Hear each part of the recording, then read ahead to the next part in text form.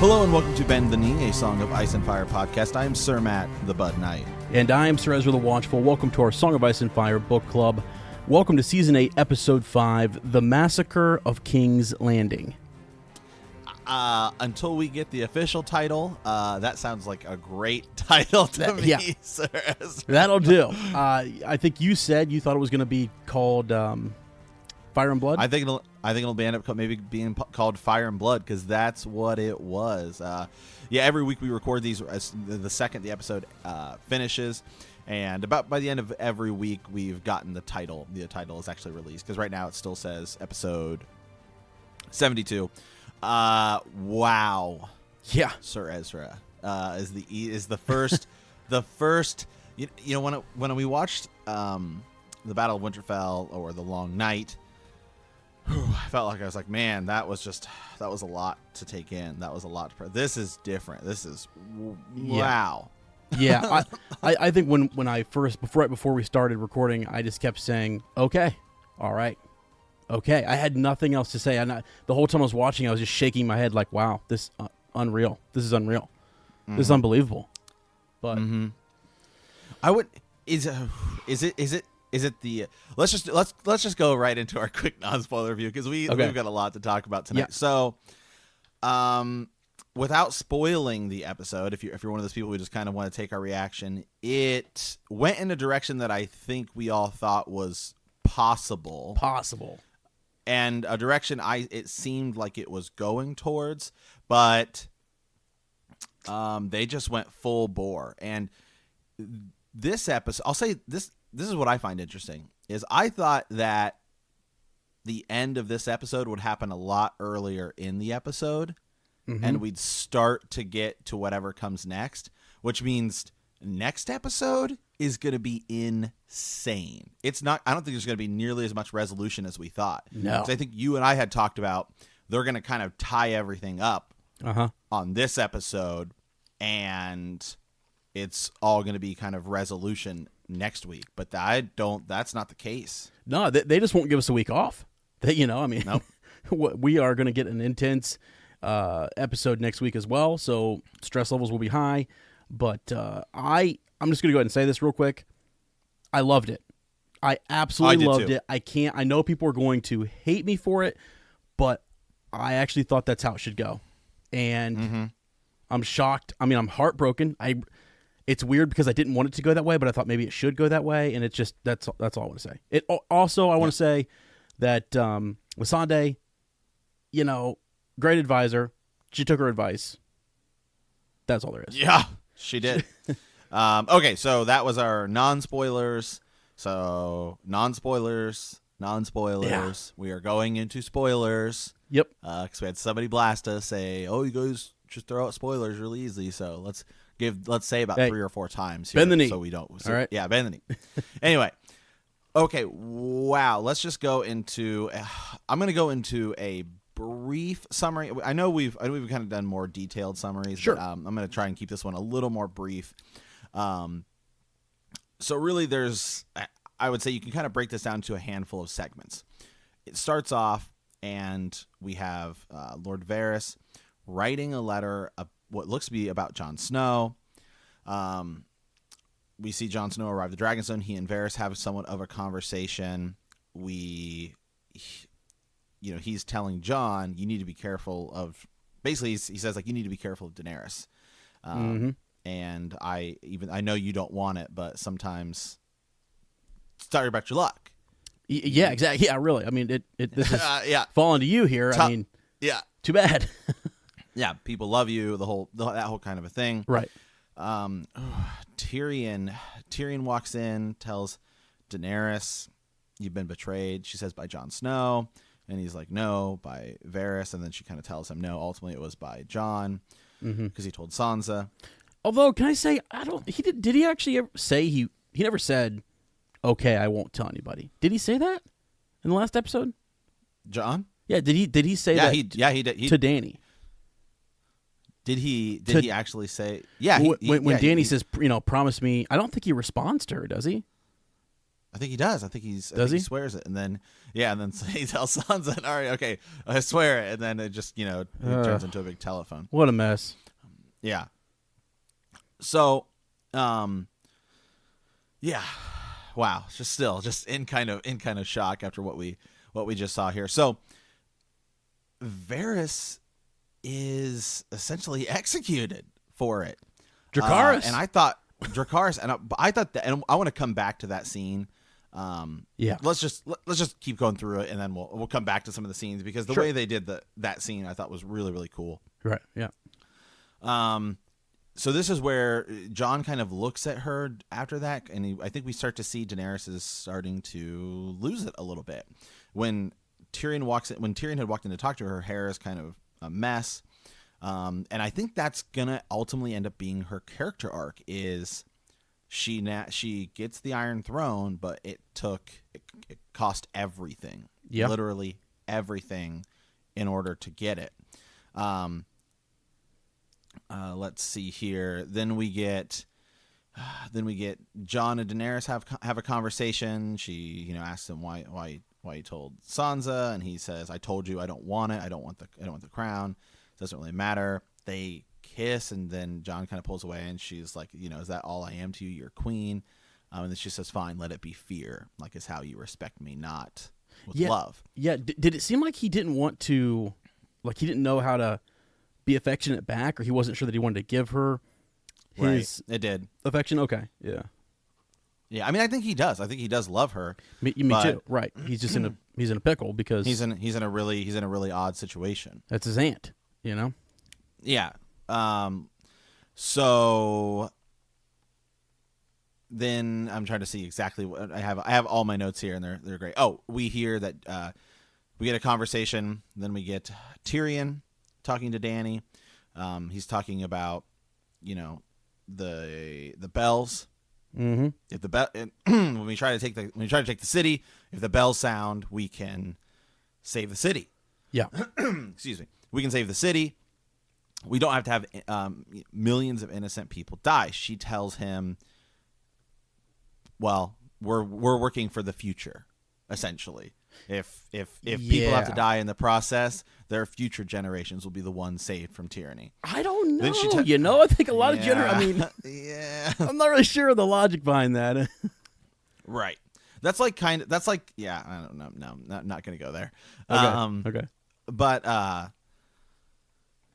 yeah, so many things. It's still just in kind of shocking. So then she tells Tyrion Jaime was captured. So we get a little bit of that. Tyrion later.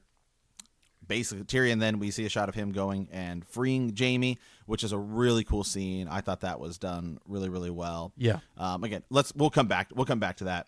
Sure. We get a shot. Arya and the Hound sneak into King's Landing. Then we start getting some really suspenseful shots of everything before it happens.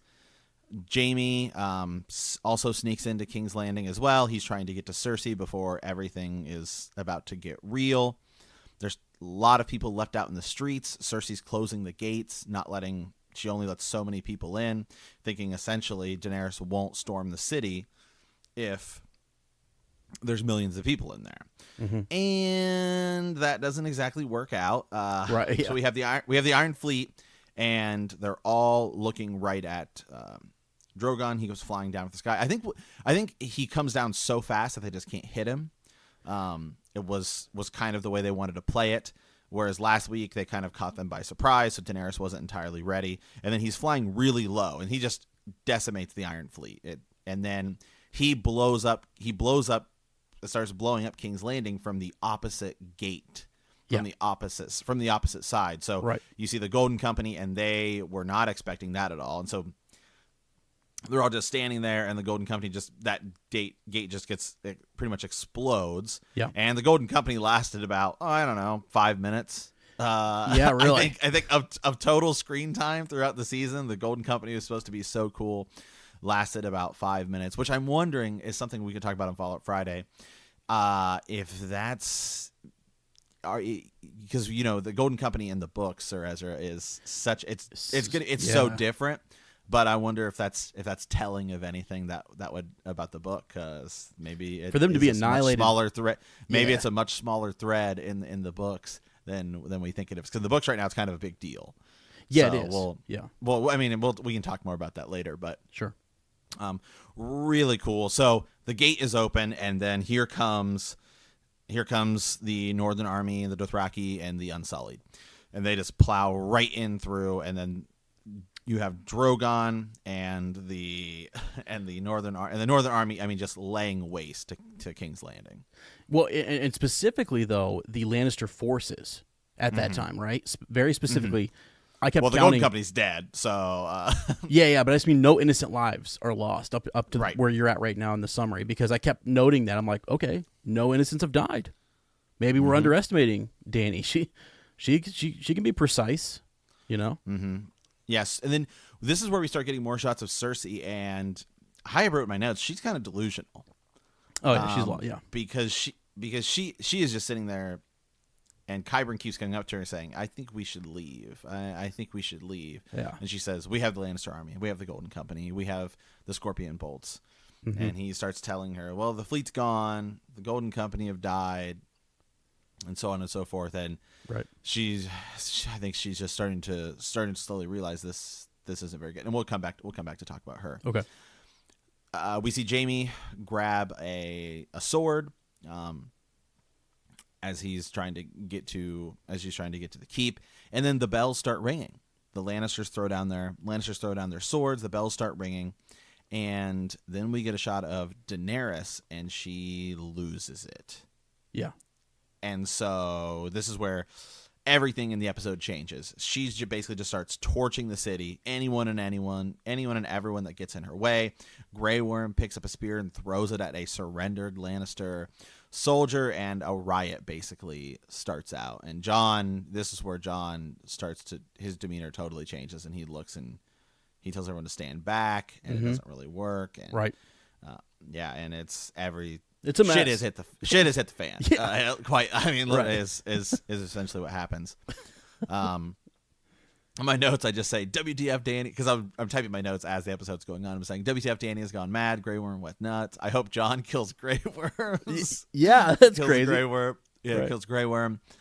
Jon even has to kill a Northman who looks like he's about to rape some woman, and Jon even kills him.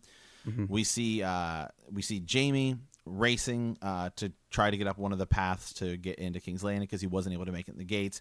He runs past that little ship that Tyrion had set out for him.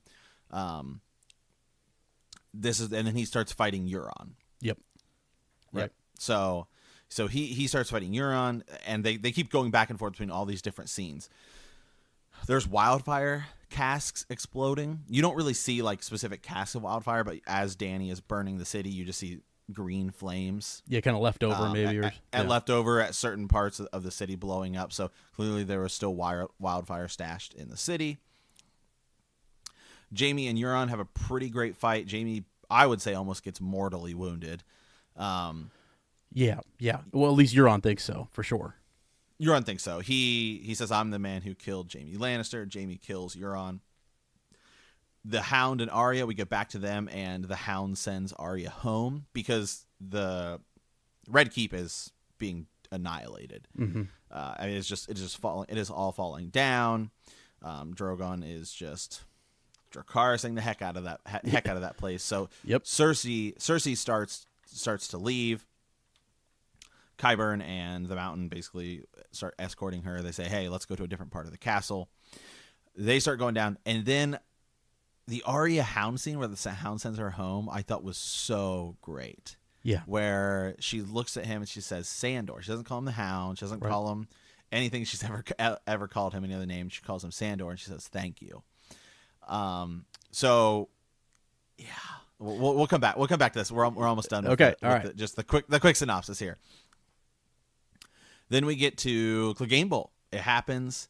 I thought it was pretty cool. It's pretty good. Yep. It was pretty good.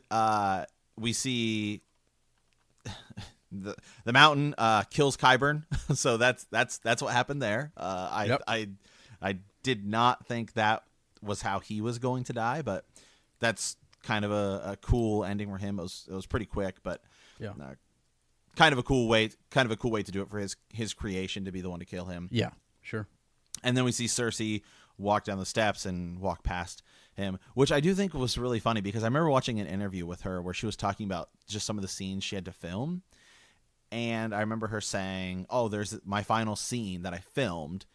Not that it's the final scene she appears in, was on this staircase. And I had to walk up and down the staircase and it took all day." And I'm sure that was obviously the scene. Sure. That she had to film a bunch of times. There's a lot of CG going on and whatnot. So it's just, I just remember that interview. So is it bad to say real quickly that I was like nervous for her?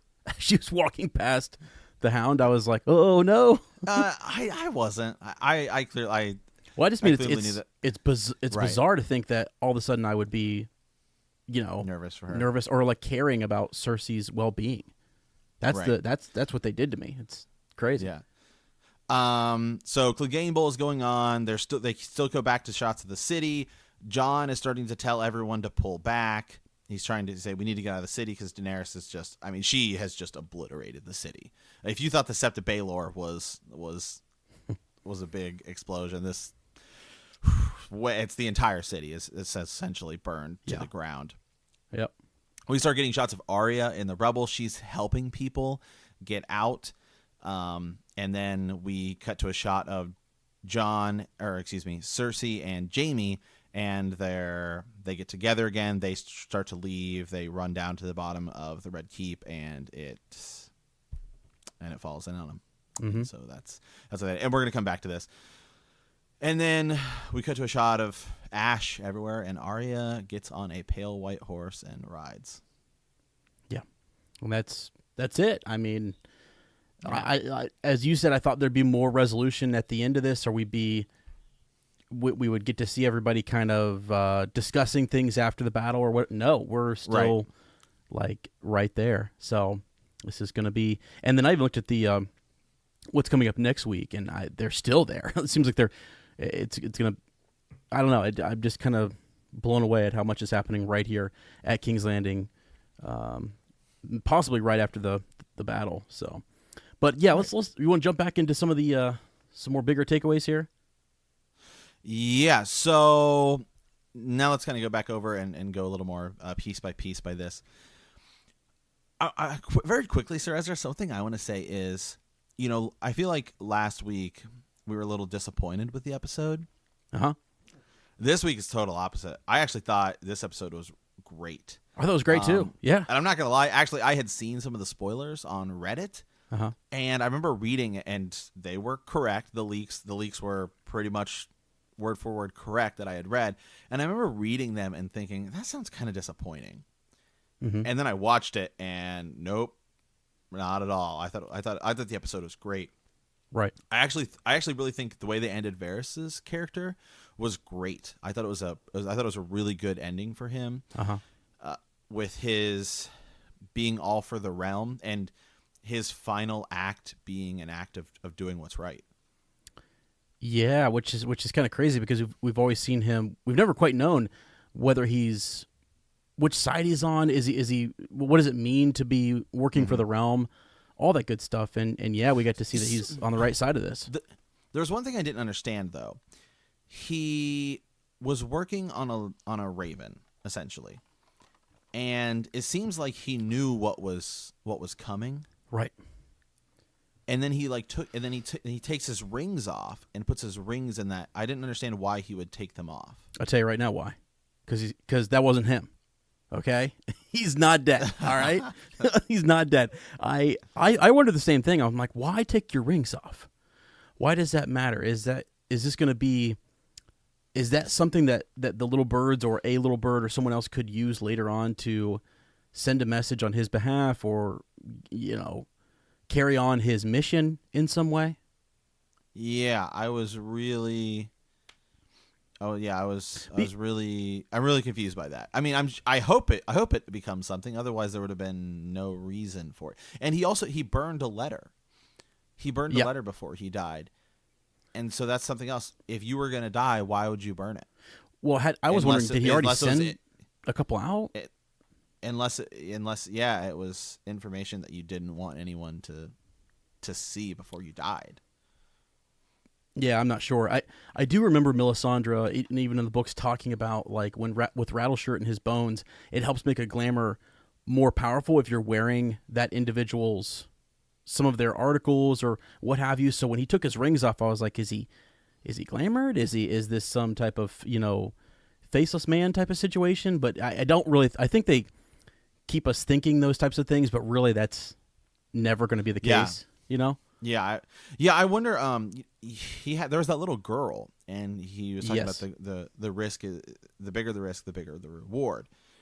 And and the only thing I can think of is somebody hands possibly Jon those rings, possibly next episode, and it just reminds him again of what Varys died, telling him you should be the one. Yeah, and it's just another reminder of your girlfriend / aunt is crazy, right? So. And exactly. This all kind of started too with in some degree in the books, a poisoning, and it seemed like he was trying to get one of his little birds to poison her. Correct, with the food bit.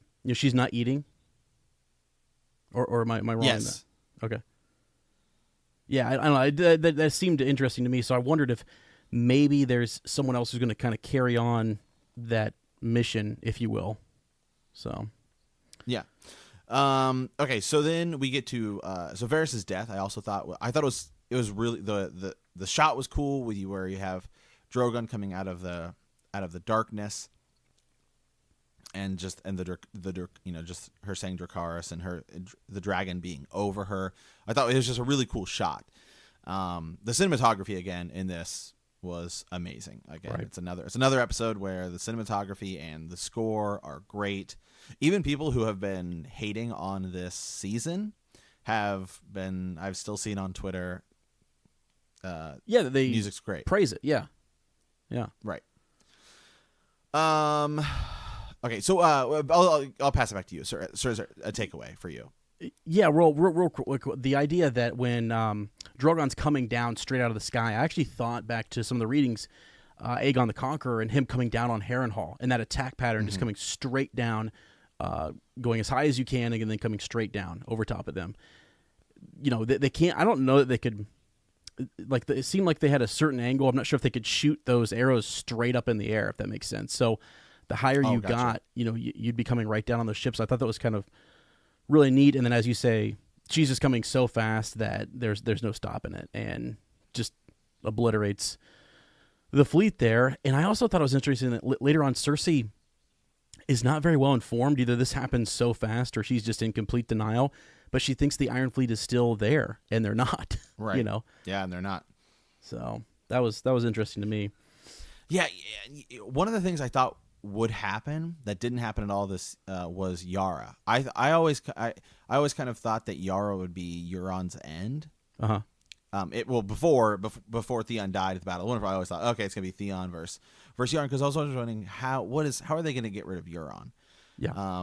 I do think it was a kind of a cool way to do it. I think there wasn't really enough build up because they just didn't have enough time. Mm-hmm.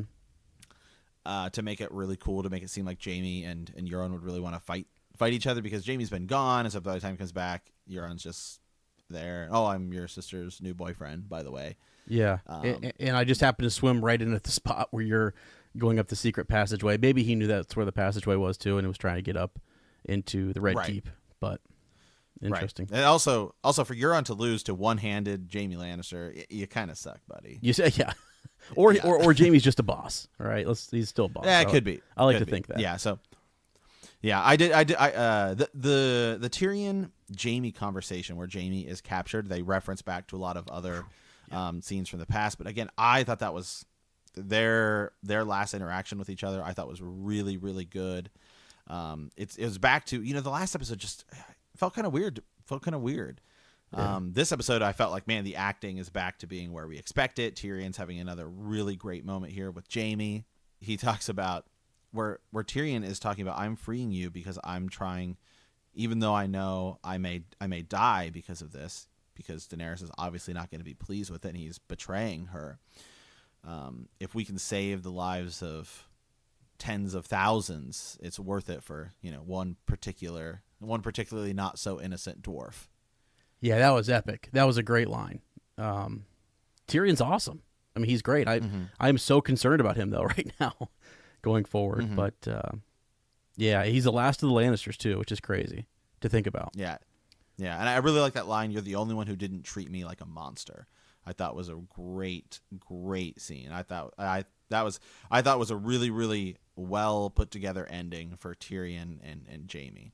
Yeah, the only thing I didn't, and this is just who Jaime is, but when he first is headed back to King's Landing, it's almost like he's going there because he thinks Cersei has a chance. And what I like when he leaves Tyrion is that, like, it's not that she has a chance; it's that I want to save her, and I want to. I've been with. It's been she and I from the get go. It's been our family. She's my twin, and he's back there to save her again. And so I like that in the end. His initial reason to leave Brienne is just, I don't know, tough. Brienne, yeah, or Brienne, yeah, depending on if you're listening to the audiobooks or not. Right. Well, I like to throw in alternate, pronunciations. Go listen to D&D, by the way, at the end of this episode when they talk about Missandei. I don't listen to those. I try to avoid. You like watching bloopers. I don't like watching them because I like to think of this. I don't once you start to take out the thematic or the theater aspect of it. I kind of lose it here. Yeah. Well. Let's see here. So we have. I thought the suspense where they're building up and they're just showing everybody and all the moving pieces, and the music's like really kind of quiet and just kind of like a slight little pounding, showing all the different shots. You just know it's about to get real. It is about to get real. I like that Arya and the Hound made it in. We see Jaime walking the opposite direction of the Lannister guards. That was a picture that was released earlier this week, where they released like a few shots of the episode. There was a lot of people left out in the streets. Yeah, they had to close the gates, which is no big deal because the bells are ringing, and as soon as Dany hears the bells, she's not going to destroy the city. Right. So at least that's what Tyrion is thinking. No, we're good. We're in the clear. Right. So it's crazy. It is crazy. I have a note here. I just say Bobby B would be spinning in his grave to think here comes a Targaryen Dothraki whore, a one Dothraki army in his perfect city. Yeah, just everything he warned against. Yeah, right. Now, hey, actually, this is all Ned's fault, okay? Because he kind of, he said spare the girl, all right? Spare, don't. She's just a little girl. What's she gonna do? She's clear of an Essos. Well, here she is. So, what did you think of Clegane? What did you think of Clegane Bowl? I liked it. I mean, there's a great shot where Sandor is like, where after he's kind of tried to press his eyes in, he's got one eye. Over in Martell. Yeah, he's got one eye kind of really, really torn up, and the other one pops open, and he's just blood everywhere, bruised and just nasty. And he's already shoved the his dagger through his eye, and he realizes that's not going to kill him. Nothing's going to kill this guy, really. I'm going to have to kill myself, and I'm going to have to throw him from this high tower into the flames. I thought it was great, and it was also neat to me that leading up to that, with the whole Arya scene, the Hound is always known, like, essentially, when they're not going to make it. He's pretty realistic, like, this is not going to go well, and he's just looking out for Arya, and he knows that he's on a path that is going to end in his death, and he cannot protect her, and he's trying to settle a score here. So I thought it was pretty good. What's interesting is I feel like a lot of people are going to be upset with the way they've ended a lot of the main characters. I know there's obviously a lot of people who are going to be really upset with the way Daenerys has gone, and even Cersei and Jaime. But I feel like the side characters are getting really well put together arcs. Even Brienne's arc, I thought ended where she got knighted, and then she even does get with Jaime, and even though it doesn't work out, her arc had a fitting end, regardless of whether it went well or didn't. Sure. Tormund going back to the north, Sam, the White Walkers were defeated. Mm-hmm. Even Theon, I thought Theon's ending was great. Jorah Mormont dying defending Daenerys. Yeah. And I even think Varys' end was fitting. Is he? I hope I'm wrong. I hope that my death. Yes. I thought that was great, and that's a great line. I think the Hound's end was about what I expected. I always thought he would fight his brother, mm-hmm. and he would have to defeat him using fire. Yeah. Yep. Exactly. And it happened. I did put in my notes Darth Vader ? Just because he takes off the helmet, and it's we're about at the end, and his face kind of looks when episode 6 when Darth Vader's mask comes off, and it's kind of like that. That's what it kind of reminded me of. Yeah, and actually when his helmet came off, I no joke had a similar thought, and Luke says, "But you'll die." Right. So I'm like, oh crap. Right. No. Right. But what's neat is about that scene is that Qyburn has had the mountain just been the mountain before he goes through his transformation and becomes Frankenstein. I feel like it would have been a really cool fight, but now he's fighting against his brother who is already has all of those previous skills and strength and everything, and now nothing hurts him. You know what I mean? Like that. It was so much harder for the Hound than it would have been before he fights Oberyn. So, yeah. I mean, and don't get me wrong. I mean, now that we're at the end, there's still some gonna be some plot holes, some things that were left unfinished. When I still thought there'd be something to come with that hand he picked up at the Dragon Pit, when he picked up the hand of the White. Sure. But for Qyburn, because it happened so quick, where the mountain just kills him, he's basically killed by his own creation. Yeah. Other than that, I didn't really know how he was going to die, but I think you and I both agree there was no way he was surviving this season. No, not at all. And I actually liked what happened there, because what I saw, Cersei tried to command him. Qyburn, then being his creator, tried to stop the mountain, and it was the rage that he had with his brother. They equally hated each other, and there was something there that went beyond whatever Qyburn did to him, and that was kind of crazy to see, that bond or that connection or whatever, that rage and fury. You could see it in his eyes. Just seemed like it was important for him to have that showdown, and nothing was going to get in his way, not even his creator. So. Yeah. Oh, by the way, the episode title has now been released. It is called The Bells. The Bells. Mm-hmm. Remember the bells, man. Remember the bells.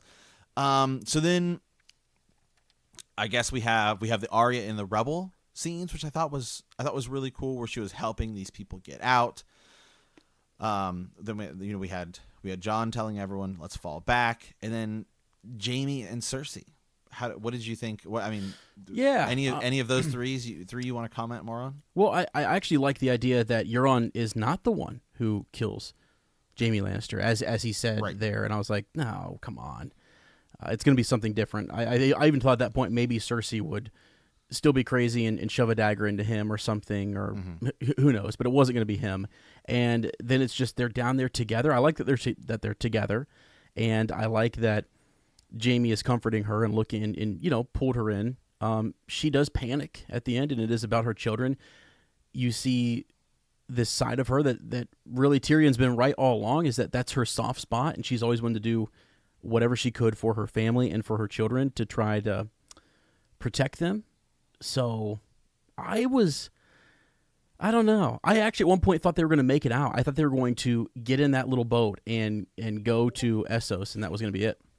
So you know what I like about it is that it still fulfills the Valonqar prophecy, but it's still left completely up for interpretation, because she is finally overthrown by a younger queen, Daenerys.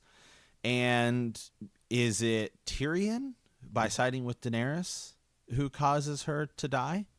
Or is it Tyrion convincing Jaime, go get Cersei, go this specific route, and then the route gets blocked off and they die? or is it Jaime? Because she may not have gone out that way. Sure. Had she not seen Jaime. So it's still totally up for interpretation, and so I would say that the Valonqar prophecy is fulfilled. We just still don't know who it is. You could I think the argument's still a little bit stronger for Tyrion, but you could still make that argument with Jaime. I think a lot of people are going to be disappointed with it because I think for the long time we thought that it would be either Tyrion killing her, say with a crossbow or something, or I think you and I had talked a lot about. I always thought, because I thought it would end differently, I thought it'd be a Night King type situation. Is that Cersei was going to blow up King's Landing and Jaime would have to kill her in order to save King's Landing. Again, it would kind of tie it all up. It'd be like a Queen Slayer, yeah. Right, a Queen Slayer, and you still fulfill the Valonqar prophecy, and he has to kill his sister from all going back to him kind of ending up being a good character. Yeah. Someone who when I saw that all going down, I was like, where's Bronn? What's right? Who's left to kind of pay him? It's just Tyrion now. So, the Queen is gone and Jaime's done. So, will he show up? Is Tyrion's life now at stake, and Bronn is going to step in and save him in some way? Is it the start of the next episode because he needs paid? He wants his castle and his keep. So yeah, I was thinking about him a lot there when I saw those two about to meet their end. And then let's talk about the very end of the episode, the pale white horse. And we see Arya riding, I'm assuming towards the castle. You can't really tell because everything's destroyed. Yeah, I thought that was interesting. I was even thinking when I saw the white horse, the pale mare, perhaps, if you will, right? Being one of those that Quaithe kind of told Dany to, not to trust when the pale mare comes, and that normally refers to the disease that we have. I just thought it was an interesting tie-in and kind of a connection because maybe Arya rides away, and it's going to 4 horsemen of the apocalypse, right? The pale white. Yeah, white sure, horse. riding in on death. But because I feel like she is now going to seek out Dany and kill her. So that's that. I thought it was really interesting though that we actually we see Dany in the beginning kind of doing her thing there on Dragonstone and then on Drogon fighting. But after the bell scene, when the bells are ringing and she just kind of goes into a rage, we leave her. We're no longer focused on her. We're focused on the people she's killing, and from their perspective, it's awful. It's an absolute. You really feel what a terrible thing it is because all these children and innocent lives are being taken, and I don't know. I thought it was one of our patrons, one of our listeners, Maglum. I was like, my goodness, friend, what do you think now? Like, this is crazy. We didn't want to see Dany go this way, but here she is. So it's something. It was hard to take. And Jon, through that whole process too, is like just in shock. I mean, he's still fighting a little bit, but then he, as you said earlier, he's trying to turn the men back. You have to actually. I felt like they had to retreat and get out of there because they weren't sure whether they were safe. At the very end, I felt like once he was trying to get everybody to get out of the city, because she almost in that chaos. You can't really tell who you're killing. Right. So I just want to read something to you, Sir Ezra. Sure. This is from the books, but I still think it applies very much. Because I don't think all of it was said in the show. The glass candles are burning. Soon comes the pale mare, and after her the others. Kraken and Dark Flame, Lion and Griffin, the Sun's Son, and the Mummer's Dragon. Trust none of them. Remember the Undying. Beware the perfume. Seneschal. Yeah. Yeah. Seneschal. Yeah. Yeah. So, the pale mare and after her. So, yeah, I think what they've been hinting toward is that Arya is death. Yeah. And in the show, the Mummer's Dragon, in the books, it's Aegon Targaryen and young Griff. Right. But in this, Jon Snow. Sure. Could be Jon. Exactly. The perfume seneschal also makes me through that last line there. I was thinking too more about Varys, and I'm kind of like, absolutely. Like, is he still alive? Is there more? Because that's the last one that's kind of. I wouldn't say. mentioned. I don't think Varys is definitely dead. Okay. But I would say the argument about beware him is his word, it becomes information. His influence, what he said, his influence and his plan. Mm-hmm. By dying and Jon seeing it and him having that conversation with Jon, I think that's going to be what's going to stick in his mind. And I definitely think Jon is going to kill Daenerys next episode. Yeah, for sure. That's what it's looking like, and we actually thought that a couple. Let's see, after last episode, just when we saw people kind of Sansa turning everyone against her, and I think she kind of foresees it as well, and is heartbroken by it. You know what? One thing that was interesting is that Aegon the Conqueror, right, starts there at King's Landing, and his ancestors create this city. It's hers to destroy, It's a Targaryen. So I thought that was kind of ironic that she's back here just burning it all. And you talked about all the things that she has lost along the way to get what she wants, but really it's all that loss in the beginning that her whole life kind of, she rises from that loss, I guess, and destroys everything. It's fitting, but it's also, I don't know. There's something to it. I don't know if it's not really poetic, but it's interesting to think about the Targaryen family and their lineage and their connection to King's Landing, and then she's in there just destroying everyone, burning it all. It's yeah. So overall, did you you loved the episode? Yeah, I really did. I thought it was great. I was shocked. I mean, absolutely shocked. Again, when we go back and we talk about which we'll do on Fallout Friday, will it go this way in the books or will it not, or all that kind of stuff. It's like it really doesn't matter at this point because they are so different, and it was fun to watch. It was crazy. It was messed up. At one point, just a couple episodes ago, we were ending the episode with, and remember, Grey Worm is pissed. Well, he's still pissed. He's pissed. Yeah. And actually, he's so pissed that I wanted Jon to take him out. I was like, take him out. He is killing innocents. I think that may happen because I don't know what's gonna. I don't. It's crazy too because the other thing is that Dany and Grey Worm and these folks. I mean, they've all been wronged so much, and so I've understood what happened to Meereen and Yunkai and Ashtapor and all that kind of stuff. But when they get to Westeros, as she said, there's no love for them here. They're foreigners, in a sense. So the Dothraki, the Unsullied, Dany herself, they're considered foreigners. They're not trusted. This is not really their land. They're like foreign invaders, and they really look like that this episode. And I didn't think it was going to go that way. I really didn't. But now when I look back on it, I don't know what would have happened if I think what she was worried about too. I know people say she kind of just goes crazy when she hears the bells and she's looking around, but I don't think she could trust anybody. And I don't think she could either. And the game goes on, and she doesn't want to play it. To me, I don't think it was she just went mad when she heard the bells. What I was kind of thinking was, because they also kept showing shots of Tyrion, was she heard the bells ring, and I was thinking more along the lines of, she's probably thinking Tyrion, because she has to know Tyrion let Jaime out. I mean, she has to have known that. Sure. Okay. She probably expected that. Expected is a good word. Expected that he would do that. So she probably didn't trust Cersei. Well, I mean, I'm even thinking too, like Tyrion kept emphasizing the bells to everyone. And that was sort of his plan, his idea. Give me a chance. If you hear the bells, please, spare the city. He said that to her right there. He had a plan. And she's just been betrayed by Varys. Tyrion was just asking for forgiveness, essentially. Like, I'm sorry I didn't come directly to you right away, but we all had the best intentions.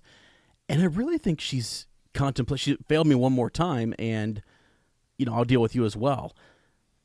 She knows he's a good person. She knows Varys was also, I think she has to see it underneath all this, or, once she gets past all this, that Varys was doing what he thought was right, but still, they're traitors. It's treasonous activity that she... So I can see why she goes a little paranoid, And Jon was her last hope there. Kind of, if there can be, if I can find love here in Westeros, then okay. But if not, I'll do it by fear, because I owe this to my family and I have to survive. She becomes a dragon, and that's what Quaithe, that's what everyone has told her all along is don't forget who you are. She is blood of the dragon. She's the dragon. So yeah, it was fitting. It really was, and it was it shook me to see Cersei the way that she was. I actually kind of thought from the beginning, even last season, I'm like, eventually we're gonna get to a point where we care about Cersei again. You know, when she's walking through the city and the shame thing happens, we're almost kind of rooting for her there, and then we're back to hating her. And then at the end of this, I was kind of like, I hope she actually makes it. I hope she and Jaime can get in that boat, even if he dies, you know, going across the Narrow Sea or whatever.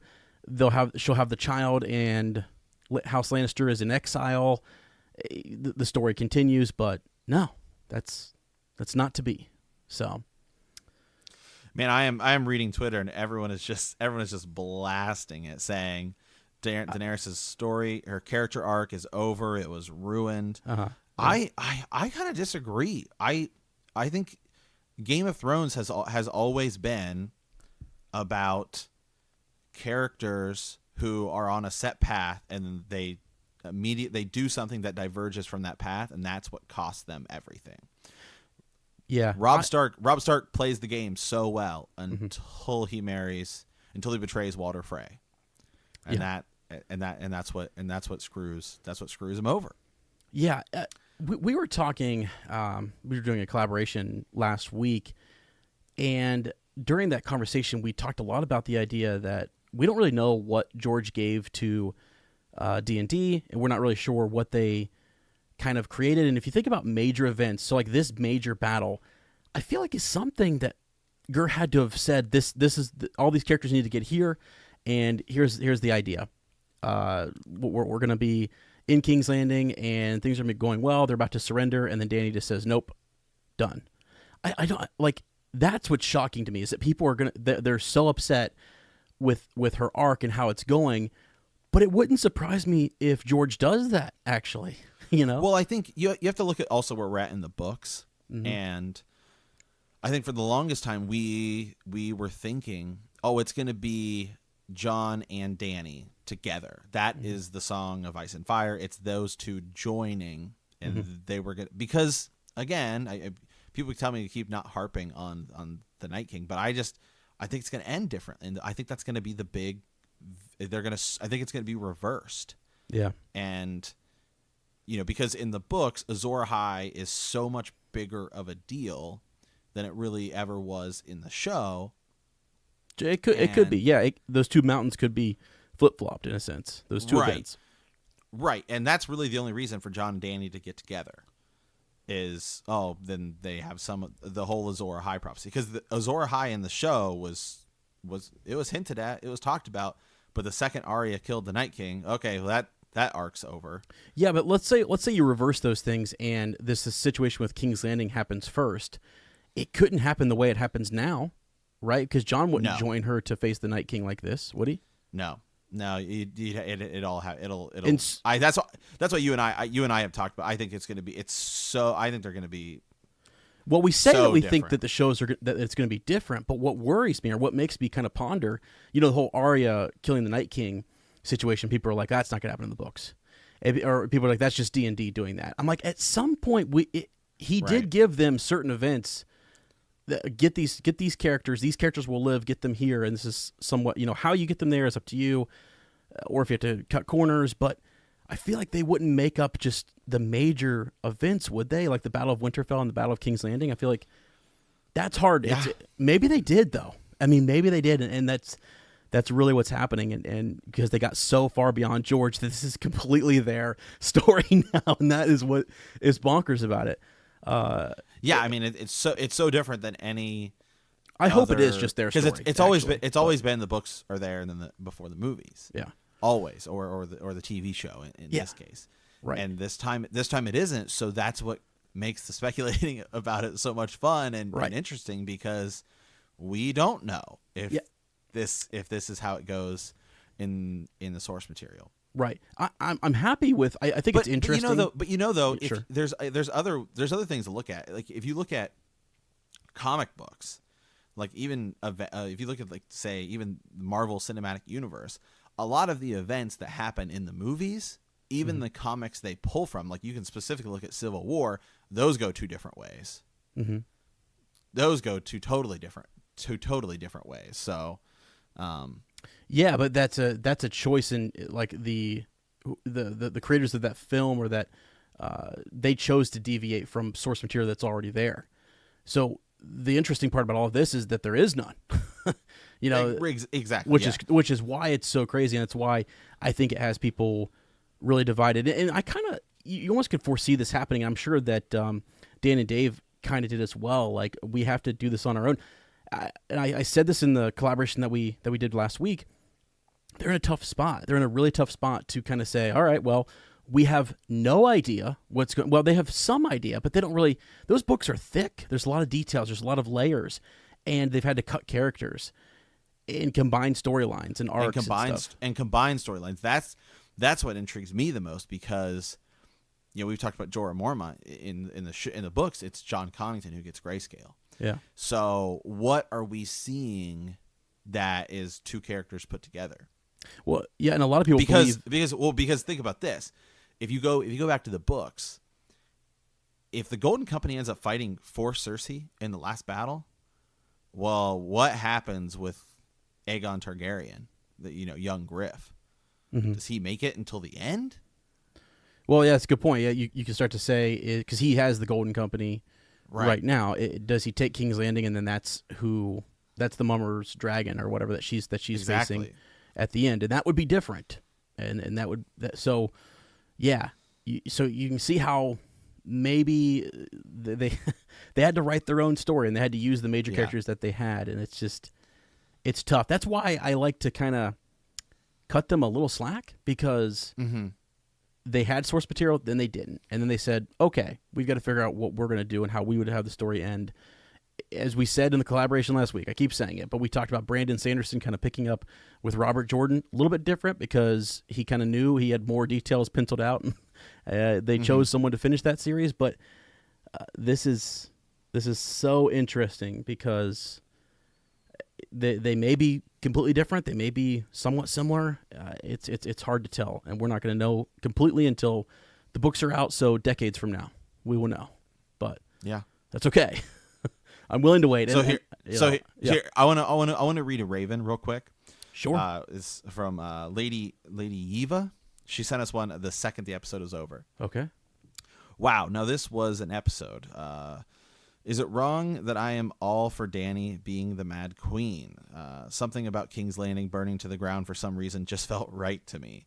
Dany did say she would cut her root and stem. I was thinking King's Landing is Cersei's root. I certainly hope that Dany. I certainly hope that Dany's thought behind the destruction of King's Landing is that she wants no one to have the Iron Throne, that it holds too much power, and that with it gone, no one can have it, making all the kingdoms individual ones. But I think this might be wishful thinking on my part. In the span of the hour and 18 minutes, my whole attitude towards Tyrion has changed. Honestly, he really annoys me, and I think that the destruction of the city rests on his shoulders. Before he met Dany, she was more peaceful, and I think he has turned her into this confused and desperate young woman who is just sick of all the people giving her wrong advice that ultimately did nothing for her and led to the death of her most trusted friends and dragons. If this is how Cersei dies, well, that was absolute crap. I almost hope that she isn't dead, because I need a better death for her. Arya really pulled a Jon during the Battle of Winterfell in this episode. I felt like after her defeat of the Night King, she has become too cocky and arrogant, and her downfall is really seen in this episode. The imagery of the last scene with the bodies covered in ash and petrified like those who died in Pompeii makes me think this outcome was inevitable. It's almost like it was just going to happen, just like the eruption of a volcano is inevitable. My prediction, Dany will die, but this was a great way for her to go. Just one last remark, how great was it seeing a scared Cersei love Lady Eva? Wow. Yeah, I mean, it was neat to see her kind of shook and as I said, stopped almost rooting for her to make it, which is nuts. This is what they do, this is what the whole show has always done. Now I'm rooting against Grey Worm, And last episode, I wanted him to take on the Mountain and kill him and kill Cersei. But they've all just kind of gone crazy. And it's the rage of their queen that's causing all this rape and destruction and rage in the King's Landing. And it's not what I expected, but very interesting. Other thoughts here. So Dany's... I secretly hope that Dany's thought behind the destruction of King's Landing is that she wants no one to have the Iron Throne. Maybe. It is going to be kind of hard to rule. The Seven Kingdoms, you've just destroyed the capital. So are we going to make a new capital? Or are we going to rebuild it? What's going to happen? Maybe that's the example for the other lords to kind of fall into place. I don't know. Because I feel like now if Jon takes the throne, or if he kills Dany in some way, who's keeping, unless he has a dragon, but I don't think he's going to. That'll be interesting to see what happens with Drogon. But if he takes the throne, how does he keep the Seven Kingdoms together? I feel like it may split back into separate kingdoms. Well, I think Jon is just going to kill Daenerys and be like, I still don't want it. Peace. Right. And even in that scenario, then who keeps the Seven Kingdoms together? I think they're going to fracture. You just destroyed the capital. So maybe if I can't have it, no one can have it. But she could have had it, and right now she's still in position. It's I guess she's the queen. She's still the queen, and she has what looked like in the preview for next week a pretty significant army still, and should have Jon's support, and should have the support of his men. But that seems to be but that to me would be it, because you just destroyed King's Landing. All the people are gonna be against you. Yeah, right, exactly. And the one thing that she's had is in Meereen, she had the love of the people. That's right. Yep. And she grew up believing, because her brother told her, there are people who sing for our return. Right. Not anymore. Not anymore. No. And people have warned her. That's the thing is, yeah, Tyrion has had a lot of mistakes, but Tyrion has always warned her of bad ideas. Sure. And then she goes and does those things, and it ends up costing her. Yeah. Well, I mean, look at it. Like, Jon's whole arc this season has been people trying to convince him, hey, Daenerys is bad. Daenerys is bad. Daenerys is bad. Daenerys is bad. Uh-huh. I think he's gonna in the end do the right thing, and I think he's gonna kill her, and that's gonna be how it ends. What's crazy is when I look at the books, and as you say, there's so many warnings and so much guidance given to her. Mysterious character Quaithe and others, she had visions, right, when she's in with the warlocks. They seem to all be things that are trying to help her, guide her to be the savior, or someone who's going to come back and restore this awesome Targaryen reign and rule. But she's more like Maegor the Cruel. Aegon the Conqueror, when he conquers, he shows mercy. He lets people bend the knee, and I mean, he makes examples of people where he needs to, but they're not innocent civilians. They're not like women and children. I think that's the part that undoes her. I was so happy when she was flying around picking off the Lannisters, and I'm like, wow, she is precise right now. Like, we've underestimated her, and they just surrendered. This is epic. I thought, oh boy, because before she starts to really amp up and freak out, I'm like, she's going to go in there. They're going to capture Cersei. There's going to be an epic showdown. Something may happen. People want their revenge. Arya might try to kill Cersei, and then Dany has to deal with that, or something. I was just thinking that during the middle of the episode, but then no, Mad Queen sets in, and right.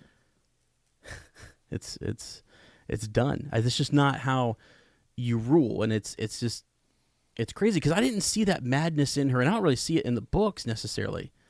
I don't see any of that madness in her in the books, unless I'm wrong. I mean, I could be completely wrong. Maybe people will send me examples, and that'll be great. I can go back and take a look at that, but she just doesn't feel that way to me in the books, and so now it's kind of heartbreaking, but it's also shocking, and it was epic to watch. And I now feel like, Jon needed that. He needed to see, well, okay, I take that back. The whole time he's saying that she's my queen, and I'm going to support her. And the more he said that, I was like, he's going to have to really see her, show her true colors for him to decide to to work against her. And he also is a Targaryen, so he doesn't have that bad blood or that mad blood in him. So there's that. And we're rooting for Arya as well. Now, look at this, too. Sansa is still up in the north, just like she was the Battle of the Bastards, right? When she shows up with the Knights of the Vale and that army. I feel like now maybe she can ride in here again and either save the day, or maybe she is the villain. I feel like we have her villain, though. I feel like they've set Dany up to be the villain, and now Sansa can come in and, I don't know, right? So that's some things I don't know what's going to happen, because the only thing I can think of is that Daenerys is now going to start talking about going and having everyone bend the knee since she's in charge. We get that shot of her in the little preview for her next episode where she's walking out and the city is covered in ash, and it's almost looking, it's reminding me of some like Empire-like scenes from Star Wars, right? Sure. Is what it's kind of reminding me of. Rule with an absolute iron fist. So what I can see is maybe her saying something about, well, I'm gonna go make sure that the North knows who's in charge, and that's where Jon decides to step in. You think perhaps they're kind of defiant, and she thinks she'll go back there and do something. Yeah, I feel like here's the thing. Actually, I think Jon and Dany both may die now, and I feel like Arya is the one who's going. Dany may kill Jon, because I just feel like he's always been like, I'm just going to go to her, hope for the best, tell her that she's wrong, be honest with her, and she's going to say off with his head, or Dracarys, or whatever. And he's a goner. He may even try to kill her and not be able to do it. And then Arya, once he's dead, we'll have to root for Arya to make another epic kill, which is nuts to have her do those, back-to-back, just awesome. I don't know. Maybe she doesn't kill her.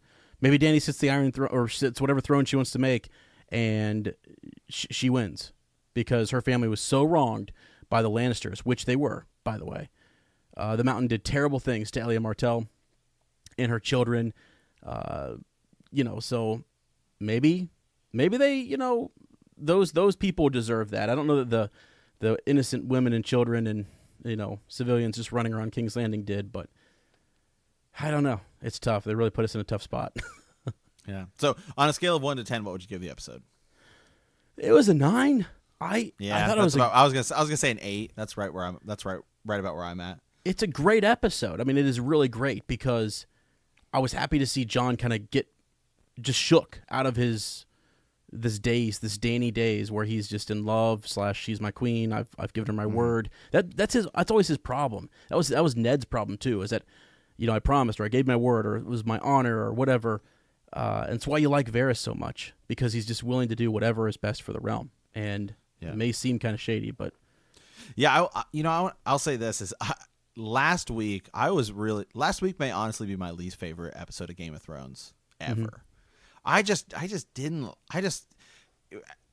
we finished, the arc of episodes 1, 2, and 3, and when we got to that, I was just like, man, I feel like this is going to end bad.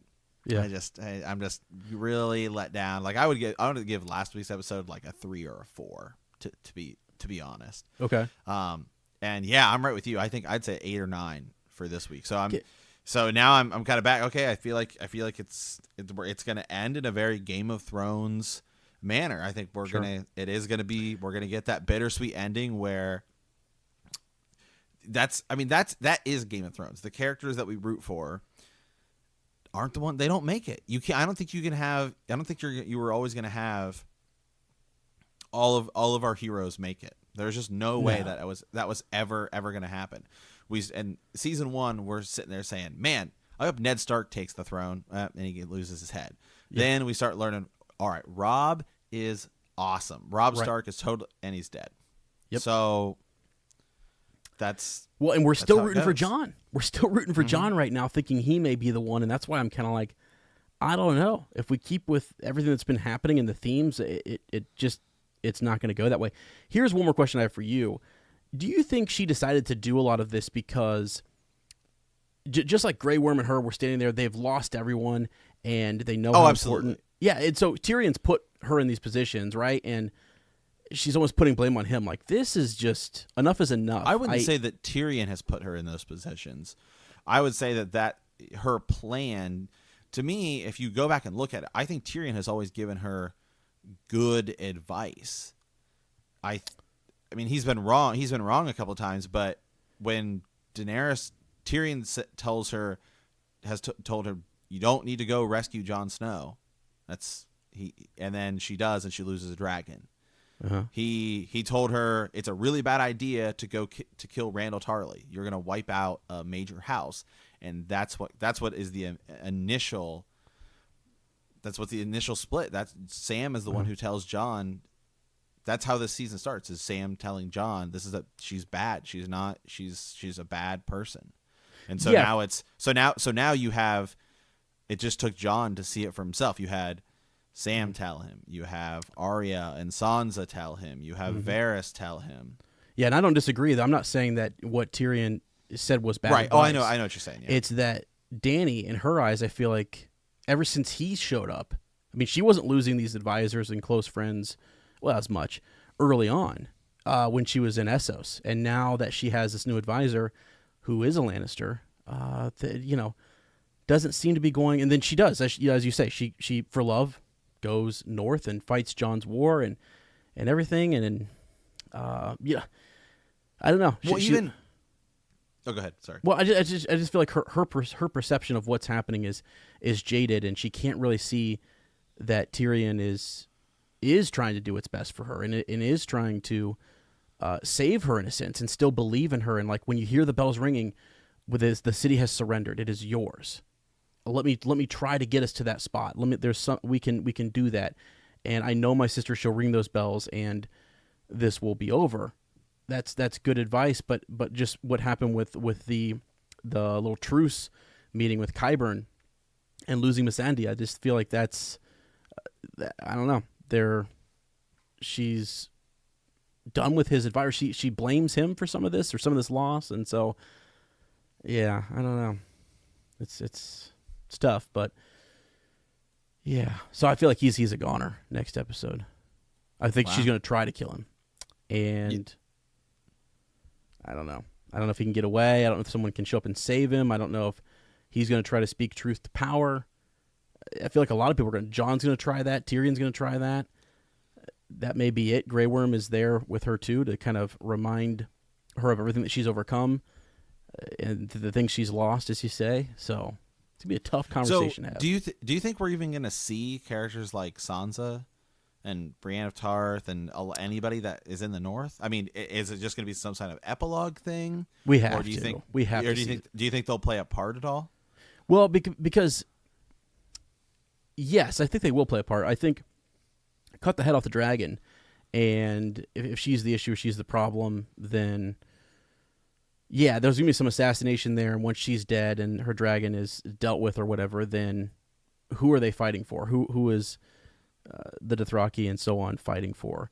It's really the dragon that gives her the power. So if they can take care of that, then I feel like you might see Sansa riding south, or some of the other lords, Edmure Tully. I don't know if he's going to show up or not. It's crazy. You might be right though. We only have one episode, and so maybe we're just dealing.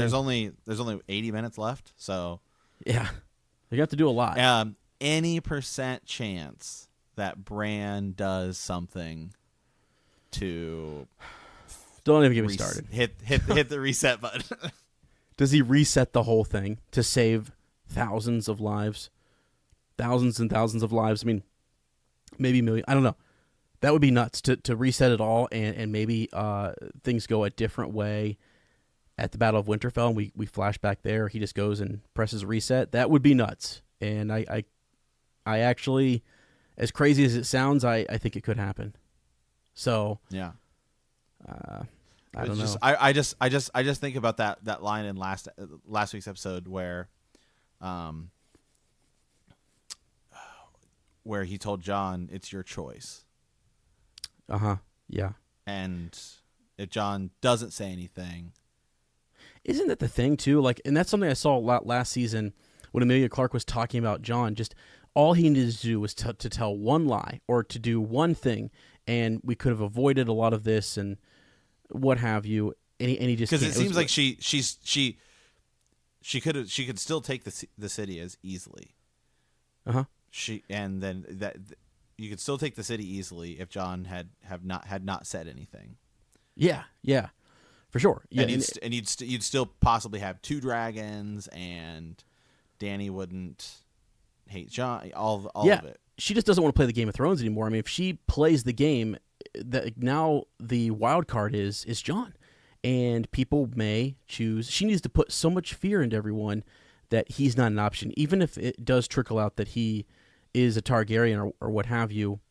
They're going to fear me so much in my dragon. They're going to understand that there's no other option other than to bend the knee, and that's what she's going for. If he would have just agreed, she'd listen to his counsel. She would have listened to Tyrion more. She would have trusted some of her advisors and things, and Varys wouldn't be plotting the way he's plotting. So yeah, I mean, goes back to Jon's choices a little bit. So yeah. So all right, well, I think that's a pretty decent place to stop it. All in all, I think Sir Ezra, you and I both liked the episode. It's the penultimate. So now we're here at the finale, and yeah.